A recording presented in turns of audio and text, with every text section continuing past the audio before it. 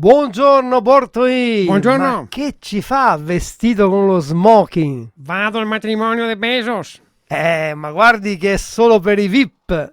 Ah, te hai ragione, mi non sono ancora proprio tanto vecchio. Beh, ma che c'entra il vecchio? E tanto che hai detto VIP, vecchi in pensione, mi non sono né vecchio e neanche in pensione. No, veramente vorrebbe dire very important person. E infatti sono arrivati 90 invitati dagli USA con i jet privati. E te pare giusto a te, mica l'Euro 5 non posso neanche andare in centro perché inquino. E se qua arriva col jet, che su un'ora e inquina come una fabbrica di vernise su un anno, no, non va mica bene così, Ma loro sono ricchi!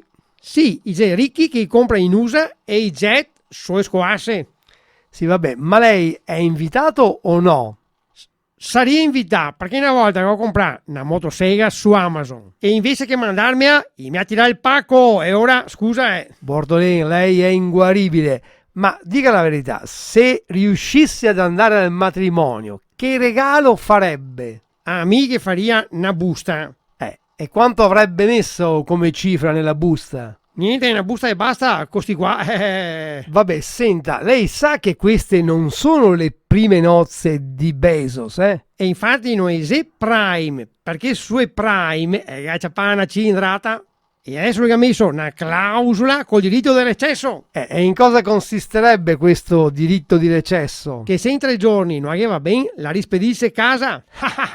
Quindi il famoso diritto di recesso. Sì, ma non sta copiando le battute, assa che vado, che per caso riesco anche a entrare. Sì, e se la bloccano, che fa? Gli dico a tutti, saluti e Bezos!